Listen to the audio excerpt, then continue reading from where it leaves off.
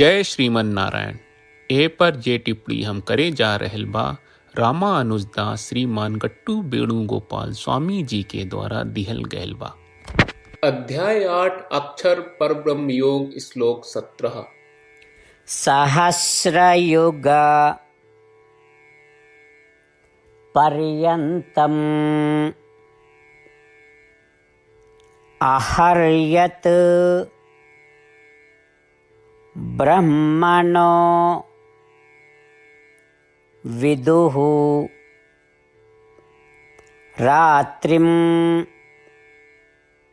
युगसहस्रान्ताम् तेहोरात्र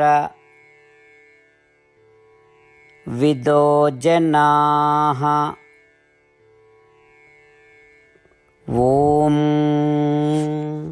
गीताचार्य श्री कृष्ण परमात्मा अर्जुन समेत हमनी सबके अक्षर पर ब्रह्म योग सिखा रहल बानी। परमात्मा कहत बाड़न की अर्जुन चतुर्मुख चार मुख वाले ब्रह्मा के एक दिन के मतलब होला कि 1000 महायुग बीत गए बा। चतुर्मुख चार मुख वाले ब्रह्मा खातिर एक रात के मतलब होला कि 1000 महायुग बीत गए बा। ई बात के जान सकेला? प्रबुद्ध लोग जे जानत बा कि हम अपनी मर्जी से दिन रात के समय तय कहले बानी।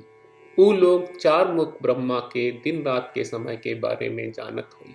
जैसे श्री कृष्ण परमात्मा कहत बाड़े कि ब्रह्म लोक तक के सब लोग और ऊ लोकन में रहे वाला सब लोग उनके द्वारा निर्धारित समय के पालन करेंगे और तद अनुसार ऊ सब जन्म और मृत्यु के चक्र में घूमत रहेंगे। श्री कृष्ण परमात्मा के शिक्षा पर ध्यान करत जन्म मरण के चक्र से मुक्ति खातिर श्रीमन नारायण के दिव्य चरणन में शरण लेवे के प्रयास करत आई हमनी के श्री कृष्ण परमात्मा के शब्दन के यथावत दोहरावे के प्रयास करी जा।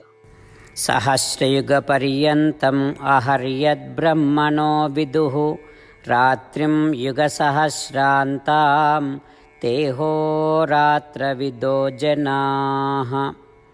श्रीमद् भगवत गीता का पूरा सार श्री कृष्ण परमात्मा ने अध्याय 18वें के श्लोक 65 से 70 में 8 काम करे खातिर देले बाड़े।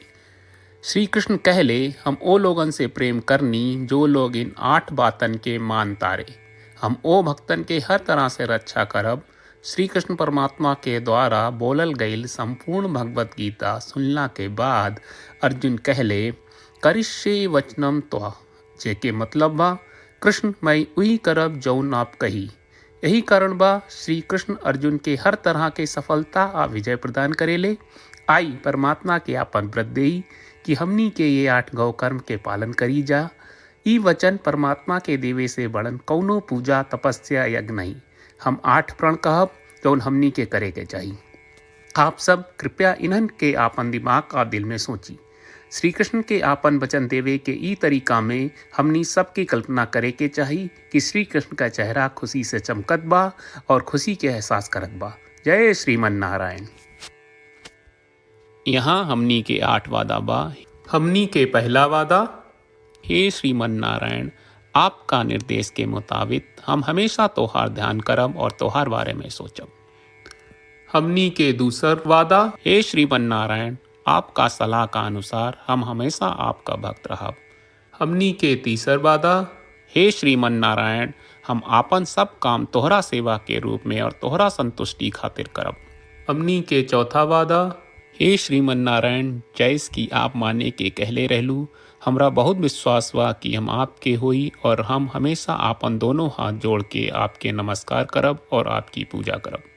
हमनी के 5वां वादा, हे श्रीमन नारायण हमरा के तोरा बात माम एकम शरणम ब्रज 1866 याद कहले जहां आप हमरा के आपन का अर्पित करे का कहा। श्रीमन नारायण मैं हमेशा तोहरे शरण में रहब। हमनी के 6वां वादा, हे श्रीमन नारायण हमरा के तोहरा बात माँ सुचहा 1866 याद कहले कि आप हमनी के शोक ना करे का आश्वासन दे रहे बड़े। हम अब और शोक ना करब। हमनी के 7वां वादा, हे श्रीमन नारायण आपने हमरा खातिर श्रीमद् भगवत गीता के वितरण करके हम सब के कृपा कहले और आशीर्वाद दहले बा। हम वादा करत बानी कि रोजाना कम से कम एक श्लोक पढ़ब या सुनब। हमनी के 8वां वादा। हे श्रीमन नारायण, आप गीता के पूरा मानवता तक ले गयलू। हम गीता में आपके दिव्य वचन के उन भक्तन तक पहुँचावे के प्रयास करब जे गीता से अपरिचित बा। हे श्रीमन नारायण, हम उई करब जौन तू करे का कहब। हम ऐसन व्यवहार करब जैसन आप चाहत बानी और हम खाली आपका खातिर काम करब। श्रीमन नारायण के रोज आपन वचन देहल कि हम ओइस करब जैस आप कहत बानी, ई अपने आप में बड़न पूजा बा। श्रीमन नारायण, करशे वचनम त्वा। श्रीमन नारायण, हम तोरे निर्देश के मुताबिक काम करब। सर्वम श्री कृष्ण अर्पणम अस्तु। जय श्रीमन नारायण। सहस्रयुग पर्यन्तम् अहर्यत् ब्रह्मणो विदुः रात्रिं युगसहस्रान्ताम् तेहोरात्र विदो जनाः।